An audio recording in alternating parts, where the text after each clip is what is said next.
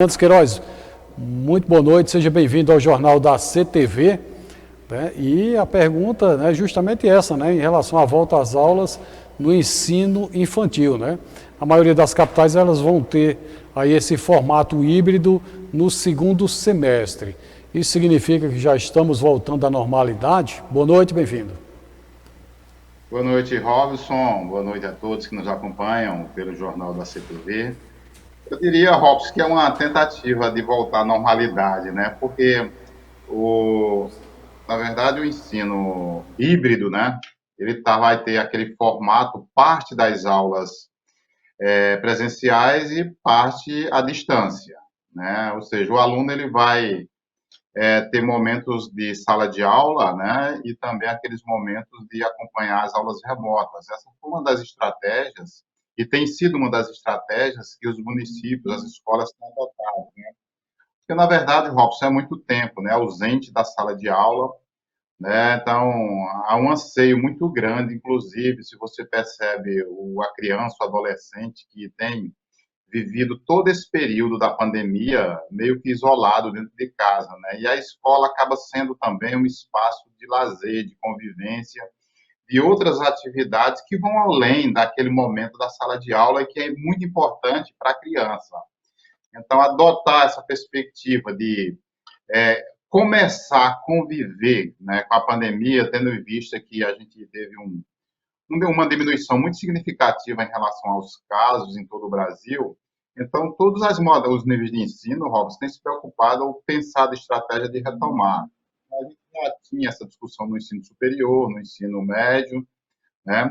No ensino técnico, na verdade, e agora a gente avança aí para um grupo que requer um cuidado muito mais especial, porque lidar com criança é mais difícil, né?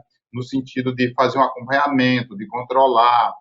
Então, requer muito mais cuidado. Talvez isso tenha feito com que essa modalidade de ensino, esse nível de ensino, adiasse mais a sua volta de forma presencial. Mas eu considero, Robson, muito importante esse momento, sabe? Eu acho que é preciso ter os devidos cuidados que se devem ter, mas trazer justamente crianças e adolescentes para voltar para ter um convívio com outras pessoas, essa perspectiva do social, que para mim é algo fundamental também no processo educativo. Né? Educação não é só sala de aula, não é só depositar conteúdos, mas é a convivência, né? É o espaço de coletividade que torna a prática educativa muito mais interessante. E aí nós tivemos aí um aumento muito significativo das capitais que adotaram, né, o retorno da volta às aulas de forma híbrida, né? Então, é importante aí que a gente espera que esse processo continue avançando, né, de forma segura, mas que isso traga bons resultados para todos que estão envolvidos no processo educativo.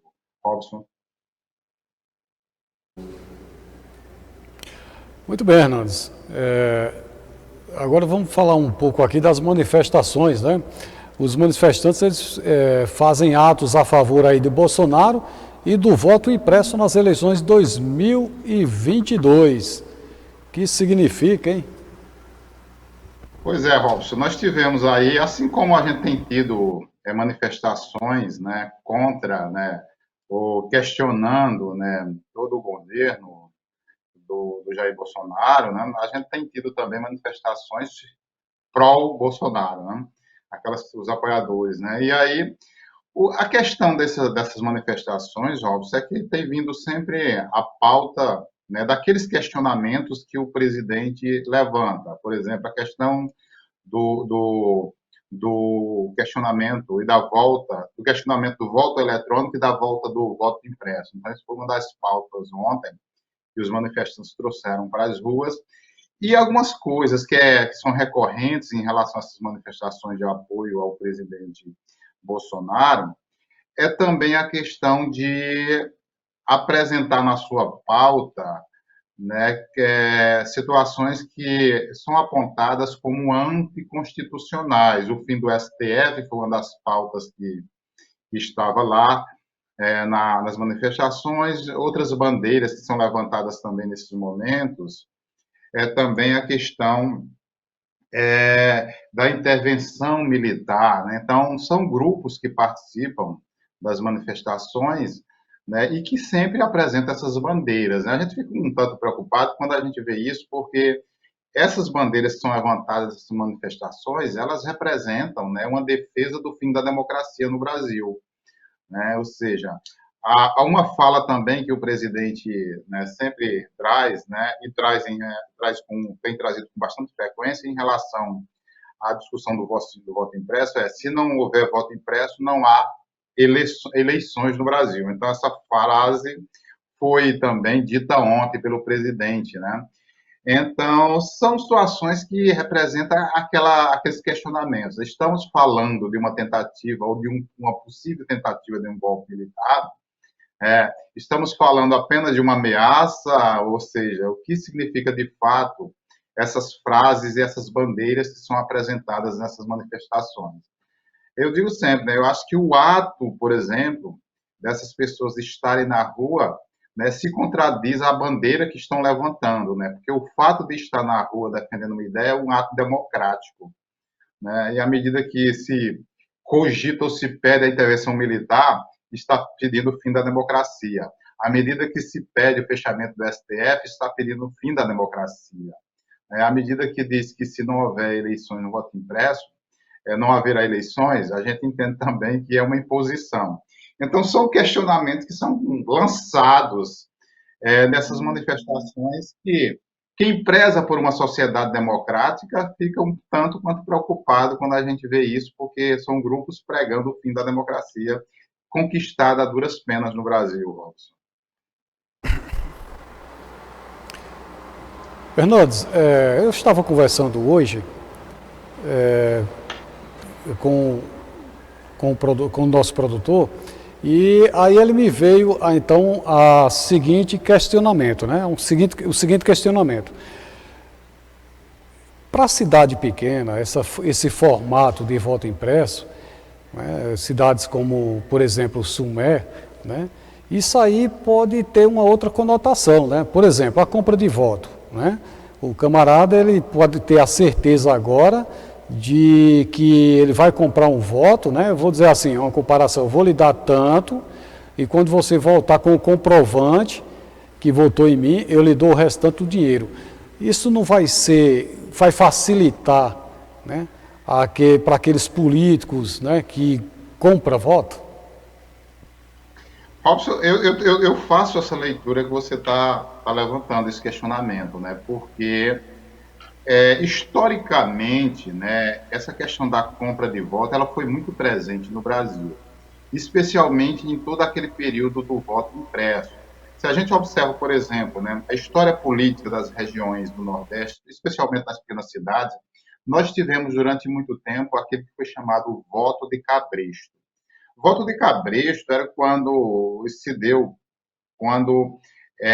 acontecia aquela política apoiada pelos grandes coronéis da região. Né? Teve muitos coronéis aí na região. Havia uma urna que era enviada para as fazendas dos coronéis, e o coronel dizia o seguinte: olha, eu tenho 300 votos aqui, e garantia aquilo para o candidato dele. E tinha, de fato, 300 votos. Né? Então, não faltava um voto do que ele prometia, porque se faltasse, o morador era expulso da fazenda no outro dia. Né? Então, historicamente, esse controle, principalmente no interior, de quem votar e como fazer isso, sempre foi feito a partir do voto impresso. E a gente sabe que essas cogitações de compra de voto era muito presente ainda, né? Então, eu vejo o voto impresso como uma maneira de controlar, né, esse voto comprado. Né? A voto eletrônico talvez seja mais difícil de controlar, de confirmar se a pessoa votou ou não. O voto impresso, para mim, ele tem uma facilidade maior de comprovar essa compra, porque, de certa forma, hoje em dia, a gente tem elementos que conseguem comprovar se a pessoa votou lá, imprimiu, né, depositou na urna, essa coisa mais artesanal do voto, que sempre foi muito presente no modelo de compra de voto no Brasil. Eu particularmente, Robson, essa questão da discussão do voto eletrônico, né, que principalmente o presidente tem levantado esse questionamento, como não tem havido absolutamente nenhuma prova de que há fraudes nas eleições, né, não se justifica esse questionamento. Né? Então, para algo ser investigado, deixar de existir, tendo em vista o tempo recorde como se apura votos no Brasil hoje, né? E a segurança eletrônica, a gente tem meios seguros de controlar isso. Então, absolutamente, até o momento, não há nenhuma comprovação, absolutamente nada de que há fraudes nas eleições eletrônicas no Brasil. Então, eu sempre vejo isso como uma coisa tão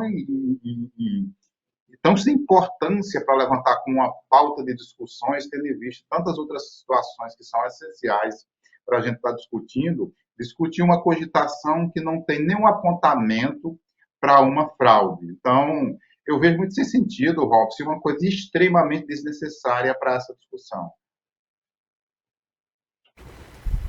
Verdade.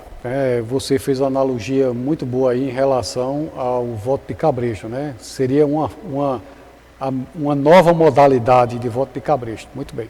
Nós vamos falar agora um pouco das pesquisas, né? Que a Universidade Federal de Viçosa, em Minas Gerais, lança uma nova variedade de cana destinada à área de irrigação e de solo com boa fertilidade natural. O que isso significa para o agronegócio, né? Robson, a gente tem ressaltado aqui a importância de se apoiar a pesquisa científica, né? O quanto isso é importante para o desenvolvimento de um país, né? Infelizmente, no Brasil, a gente tem uma dificuldade muito grande, né, em ter programas ou incentivos financeiros para desenvolver pesquisas, que seria muito importante.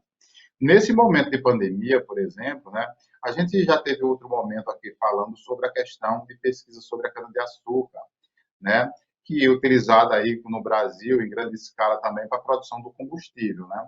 Então, a Universidade de Viçosa ela trouxe mais uma pesquisa importante, né, nessa perspectiva de ampliação da produção de cana, inclusive em áreas que têm solos inférteis, né, ou seja, que não tem tão boa qualidade, mas que com esse novo tipo de cana ela alcança um índice de produtividade muito grande, né? Isso são pesquisas de muito tempo. A Universidade Federal de Viçosa ela é uma referência nesse campo agrícola, né? De pesquisa sobre desenvolvimento agrícola e sempre está inovando e buscando, né, referenciais para pensar de que forma determinadas culturas podem ser adaptadas a determinadas realidades e ter boa produtividade. Então, algo assim que é muito interessante para o agronegócio brasileiro, né, porque vem numa perspectiva de ampliação. Sobretudo, Robson, o que a gente percebe hoje no Brasil é que o álcool, né, o etanol, ele tem sido cada vez mais utilizado como combustível em grande escala. E ele é justamente, né, derivado aí da cana-de-açúcar, né? Então, eu vejo muito essa perspectiva de crescimento e à medida que esses processos de produção eles vão avançando, cria-se nova perspectiva de produtividade para o Brasil e sem falar em relação ao uso da cana para diversas outros produtos. Por exemplo, nesse período da pandemia, a cana ela foi muito utilizada para a produção do álcool, né? Do álcool em gel e do álcool na sua forma álcool 70, que foi utilizado aí, mais indicado aí para usar como uma forma de higienização. Então, a produção de álcool, né, para ser utilizado nesse período de pandemia, cresceu muito no Brasil. E à medida que, né, há novos processos de investigação, vai se percebendo o potencial, né, de se produzir a partir da cana-de-açúcar, né? A gente falou aqui em outro momento sobre o potencial energético que pode ser gerado a partir de algumas experiências que já existem aqui no Brasil a partir da cana-de-açúcar. Então, a gente vai percebendo, Robson, que são fontes alternativas, né, do que a cana traz para gerar energia, né, para gerar combustível, né, para gerar álcool. Então, a gente vai percebendo que é uma das culturas mais significativas que a gente tem hoje no Brasil. E, claro, né, a universidade ela tem um papel muito importante nesse processo de investigação, né, para que o processo produtivo possa avançar, inclusive avançar em áreas que eram consideradas improdutivas para esse tipo de produto. Robson. Muito bem, né? E você esqueceu de falar dos derivados maravilhosos da cana de açúcar, né? Que é a aguardente de cana. Maravilhosa. E Minas Gerais é boa nisso, viu? Aqui no Nordeste, né? Minas é uma grande referência, mas o Nordeste, né? Também, claro. De cachaça. Paraíba e Pernambuco, né? Tem uma referência muito grande no processo de produção de cachaça, né? Isso. Eu tive a oportunidade, inclusive, no Café com Comentário, de conversar com uma das proprietárias do engenho Sanhaçu, né, que é um dos engenhos aqui que fica no município de Xangrande, aqui no Agreste Paraibano, né, que tem um índice de produtividade da cachaça bem interessante, Robson.